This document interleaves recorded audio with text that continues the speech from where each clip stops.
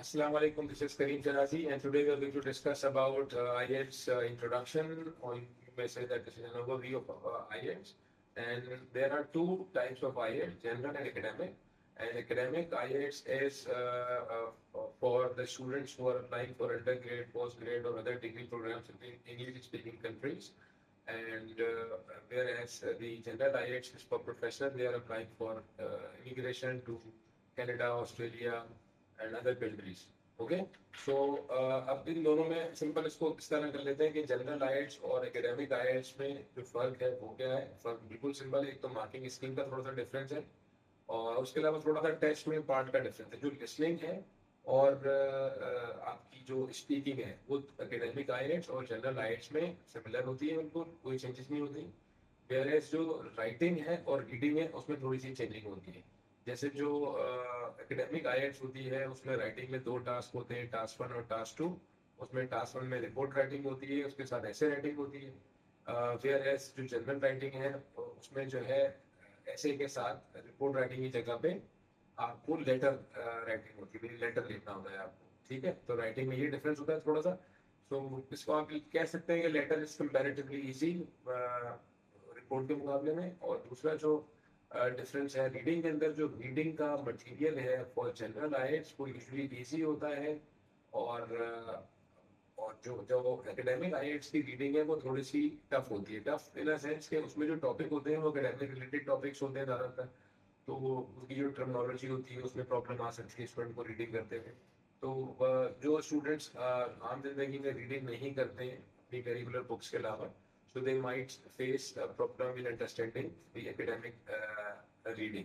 अच्छा, और band score का फर्क इस तरह है कि मैं आपको थोड़ा सा सिंपल बता देता हूँ कि जो एकेडमिक राइटिंग है उसमें 30 अगर आपके क्वेश्चन सही होते हैं आउट ऑफ 40 तो आपके 7 बैंड बनते हैं। वेयर जो जनरल राइटिंग है उसमें आपके आउट ऑफ 40 में से 35 ठीक होते हैं तो आपके 7 बैंड बनते हैं। तो बात एक ही है, उसको आसान तो कर दिया लेकिन उसकी बैंड रेंज हाई है। एकेडमिक वाले की जो बैंड रेंज है वो कम है लेकिन उसका जो मटेरियल है वो थोड़ा सा डिफिकल्ट है। तो वो बात एक ही हो गई, लेकिन खैर this is the difference academic IELTS और जनरल आईएलटीएस में। अच्छा, दूसरा पॉइंट ये कि अगर आप अप्लाई कर रहे हैं इमिग्रेशन के लिए तो आपका एकेडमिक आईएलटीएस वहां पे नहीं चलेगा, आपको जनरल आईएलटीएस ही देना होगा। इसी तरीके से अगर आप स्टूडेंट वीजे के लिए जा रहे हैं तो आपको एकेडमिक ही आईएलटीएस देना होगा, वहां पे जीटी वाला आईएलटीएस आपका नहीं चलेगा। तो यानी कि अगर आप इमिग्रेशन पे जा रहे हैं तो जीटी वाला चलेगा, एकेडमिक वाला नहीं चलेगा। स्टूडेंट वीजे पे जा रहे हैं तो एकेडमिक वाला आईएलटीएस चलेगा, जीटी वाला आईएलटीएस आपका नहीं चलेगा। बहुत सारे कैंडिडेट होते हैं वो कंफ्यूज होते हैं कि यार हमें स्टूडेंट वीजे के लिए भी अप्लाई करना है और हो सकता है इमिग्रेशन के लिए भी अप्लाई कर लें, तो they have to attempt both the exam separately. तो जाहिर है दोनों की फीस देनी होगी और दोनों एग्जाम आप अटेम्प्ट कर सकते हैं। तो अच्छा, एक तो ये हो गया इसमें। अच्छा, अभी हम थोड़ी डिटेल उसकी बताएंगे कोर्स के बारे में, लेकिन उससे पहले थोड़ी सी कंफ्यूजन होती है वो भी क्लियर कर दूं। एक होता है यूके वीआई आईएलटीएस, तो स्टूडेंट बहुत सारे पूछते होते हैं कि सर यूके वीआई वाला आईएलटीएस कौन सा होता है। तो यूके वीआई वाला आईएलटीएस भी सेम होता है, बस उसका एग्जाम की जो लोकेशन है वो डिफरेंट होती है, थोड़ा सा उसकी एग्जाम फीस में डिफरेंस होता है। सेम आईएलटीएस होता है, वो सब जगह चलता है। अच्छा, उसको ना दिया जाए या दिया जाए उसमें डिफरेंस क्या है, तो वो ये है कि अगर आप यूके के लिए स्पेसिफिकली अप्लाई कर रहे हैं तो आप यूके वी वाला आईएलटीएस दे दें। और अगर आप यूके के अलावा कहीं और अप्लाई कर रहे हैं तो वहां पे भी वो यूके वाला आपका आईएलटीएस चल जाएगा। ठीक है, लेकिन अगर आप यूके अप्लाई कर रहे हैं जनरल आईएलटीएस दिया हुआ उस पर्टिकुलर यूनिवर्सिटी की रिक्वायरमेंट है यूके भी आएगी तो फिर वो वहां पे नहीं चलेगा। तो अगर आपकी लिस्ट में यूके है फॉरेन या बाद में तो आप कोशिश करें कि यूके वी वाला आईएलटीएस दे दें। ठीक है, उसका पैटर्न वगैरह सारी चीजें बिल्कुल सेम है उसकी एग्जाम की। ठीक है, दूसरा ये कि जो आईएलटीएस है वो एक कंप्यूटर डिलीवर्ड आईएलटीएस होता है जिसको सीडी आईएलटीएस कहते हैं, और एक पेपर डिलीवर्ड आईएलटीएस होता है। तो दोनों पाकिस्तान में और डिफरेंट जगहों पे कंडक्ट किए जाते हैं। तो जो स्टूडेंट जो है वो कंफर्टेबल नहीं महसूस करते अपने आप को कंप्यूटर के ऊपर तो वो पेपर बेस्ड वाला आईएलटीएस देते हैं। और जो लोग जो है वो अपने आप को कंफर्टेबल समझते हैं लैपटॉप पे और कंप्यूटर पे तो वो सीडी आईएलटीएस अटेम्प्ट कर सकते हैं। उसमें भी थोड़ा सा डिफरेंस है फीस का। बाकी जो उसका पैटर्न है और जो मार्किंग स्कीम है वो सारी सेम। अब हम आते हैं आईएलटीएस के जो ओवरव्यू है कि वो बेसिकली क्या होता है। तो आईएलटीएस में जो चार कंपोनेंट्स हैं, राइटिंग, रीडिंग, स्पीकिंग, लिसनिंग। और उसका एग्जाम इस तरह कंडक्ट होता है यूजुअली कि लिसनिंग, रीडिंग और राइटिंग वन गो में होता है। स्पीकिंग सेपरेटली होती है, पेपर बेस वालों की स्पीकिंग सेपरेट नहीं होती है एग्जाम से एक दो दिन पहले या एक दो दिन बाद।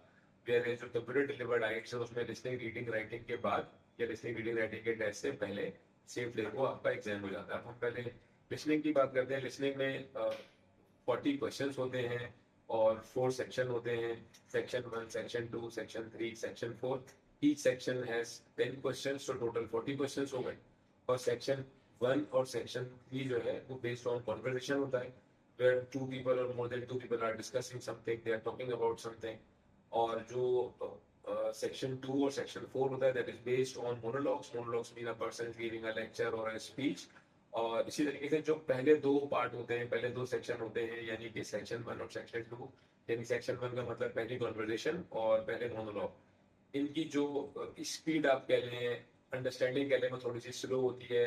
कैंडिडेट जो है they do not make more mistakes from 1 to 20 as compare to 21 to 40। यानी जो सेकंड आपकी कॉन्वर्सेशन है और सेकंड मोनोलॉग है वो थोड़ा सा फास्टर होता है, तो उसमें देयर आर चांसेस के स्टूडेंट्स के रॉन्ग आंसर होते हैं या मिस हो जाते हैं। तो लिस्टिंग में ये हो गया। लिस्टिंग में टोटल 40 सवाल हो गए, 4 सेक्शन हो गए। 40 में से आपने अगर फॉर एग्जाम्पल 30 से लेके 33 तक आपका स्कोर है, तो आपका 7 बैंड बनता है। थोड़ी सी वेरिएशन होती है टाइप्स ऑफ क्वेश्चन की वजह से, तो अपने ध्यान में ये रखें कि 33 पे आपका 7 बैंड बनेगा फॉर सेफर साइड। ठीक है। और आप कम करते जाएंगे, स्कोर कम होता जाएगा, बढ़ाते जाएंगे तो स्कोर आपका बढ़ता जाएगा। तो listening is just like mathematics. अगर आपके 40 में से 40 ठीक होंगे तो आपको पूरे 9 बैंड मिल जाएंगे, मिलते हैं स्टूडेंट्स को। ठीक है। और इसी तरह इसके बाद लिसनिंग के बाद रीडिंग है। रीडिंग के टेस्ट में भी 3 सेक्शन होते हैं, यानी 3 पैसेजेस होते हैं। और यूजुअली पैसेजेस की जो लेंथ है नंबर ऑफ वर्ड्स के हवाले से, वो 700 वर्ड से 1250 तक के एक पैसेज की लेंथ होती है। यूजुअली जो पहला पैसेज है वो थोड़ा सा इजी होता है, दूसरा वाला थोड़ा सा डिफिकल्ट होता है, और तीसरा वाला थोड़ा सा डिफिकल्ट भी होता है, थोड़ा सा लेंथी भी होता है। तो अच्छा, फिर उसमें डिफरेंट टाइप के क्वेश्चन होते हैं, फिल इन द ब्लैंक्स वाले, ट्रू फॉल्स वाले, मल्टीपल चॉइस क्वेश्चन और डिफरेंट सॉर्ट ऑफ क्वेश्चन होते हैं। वो आपने with in the given time, यानी गिवन टाइम होता है 60 मिनट्स का। तो अगर आप पेपर बेस्ड आइट्स दे रहे हैं तो 60 मिनट्स में वो आपने आंसर सॉल्व भी करने हैं और आंसर शीट पे कॉपी भी करने हैं। और जब आप कंप्यूटर डिलीवर्ड वाला आइट्स में रीडिंग कर रहे होंगे तो वो सेम टाइम में आपके आंसर लॉग होते जाएंगे। ठीक है। तो विद इन द पैसेज आप जाके उसको चेंज भी कर सकते हैं, यानी जो भी आपका गिवन टाइम है।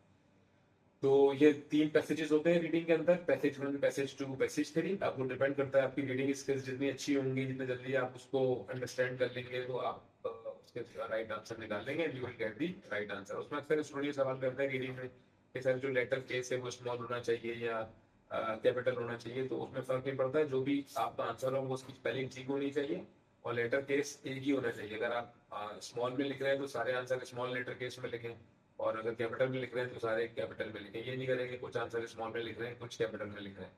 ठीक है। तो ये रीडिंग का टेस्ट हो गया। राइटिंग में मैंने आपको बताया था थोड़ा सा स्टार्ट में कि 2 टास्क होते हैं, टास्क 1 और टास्क 2। अगर जनरल आइट्स है तो टास्क 1 में आपको लेटर लिखना होता है मिनिमम 150 वर्ड्स का, और उसमें आपके पास टाइम होता है 20 मिनट का। और उसके साथ आपका ऐसे राइटिंग होती है, उसमें आपको लिखने होते हैं मिनिमम 250 वर्ड्स, उस पर टाइम होता है 40 मिनट्स। यानी कि क्यूमुलेटिव टाइम आपका हो गया 60 मिनट्स का, जिसमें आपने टास्क 1 और टास्क 2 दोनों करने।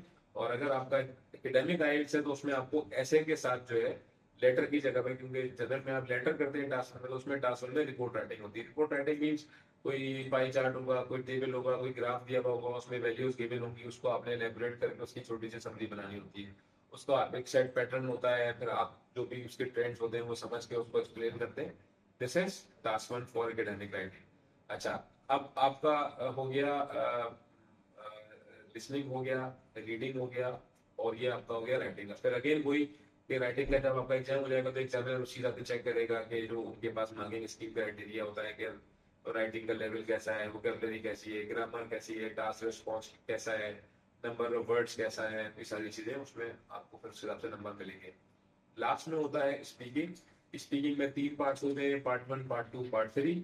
बुक्स में लिखा होता है कैम्ब्रिज की 50 मिनट्स का टेस्ट है, बट यूजुअली क्योंकि कैंडिडेट ज्यादा होते हैं तो वो 7 से 8 मिनट में एक स्टूडेंट का इंटरव्यू कंडक्ट हो जाता है। उसमें फर्स्ट पार्ट होता है इंट्रोडक्शन का, जिसमें बेसिक क्वेश्चंस होते हैं about yourself, about your family और some sort of general questions.